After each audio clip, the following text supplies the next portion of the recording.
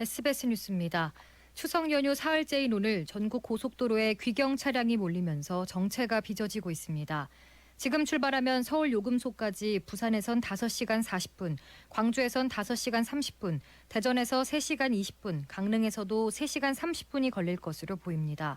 고속도로 정체는 저녁 6시를 기점으로 점차 풀리다가 내일 새벽 3시쯤 해소될 전망입니다.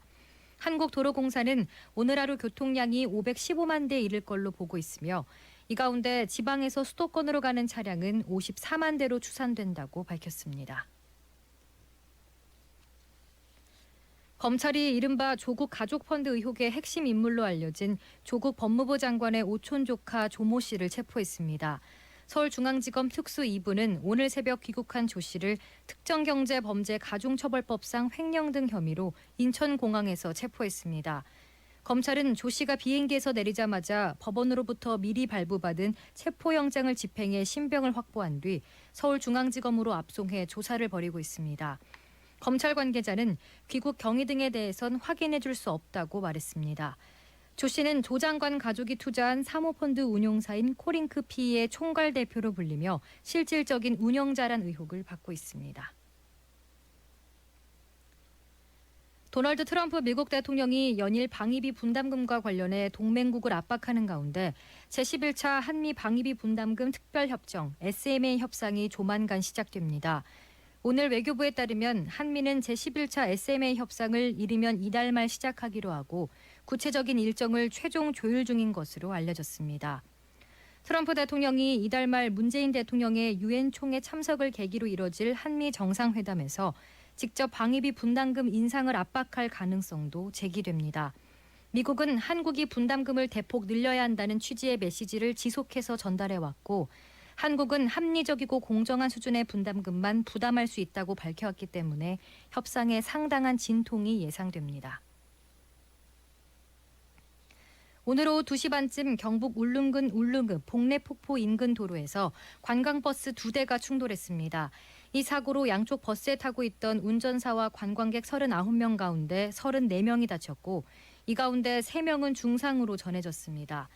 경찰은 버스 운전사만 타고 있던 버스가 경사진 도로에서 내려오다 관광객 30여 명을 태우고 경사를 오르던 버스와 충돌한 것으로 보고 두 차량 운전사를 상대로 정확한 사고 경위를 조사하고 있습니다. 청주 청원경찰서는 자신의 어머니가 사는 아파트에 불을 지른 혐의로 48살 A씨를 체포해 조사하고 있다고 밝혔습니다. A씨는 어젯밤 11시 반쯤 청주시 서원구 개신동의 한 15층짜리 아파트 9층에 있는 어머니가 거주하는 집에 들어가 불을 지른 혐의를 받고 있습니다. 범행 당시 A씨의 어머니는 외출 중이었지만 이 불로 아파트 주민 30여 명이 연기를 들이마셔 병원 치료를 받았습니다. 경찰은 A씨를 상대로 사건 경위를 조사한 뒤 구속영장을 신청할 방침입니다.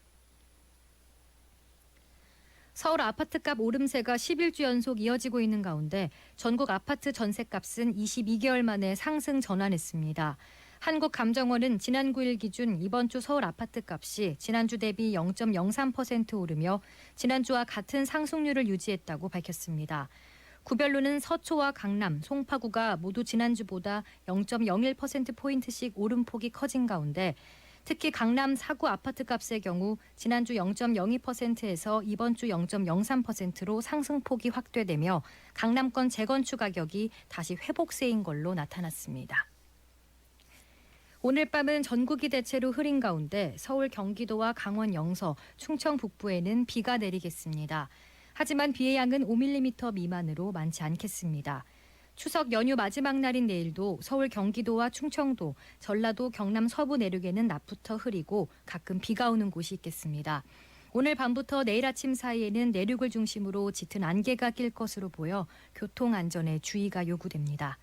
서울의 현재 기온은 22.8도입니다. 습도는 93%입니다. 주시은입니다. 뉴스를 마칩니다. SBS 러브 FM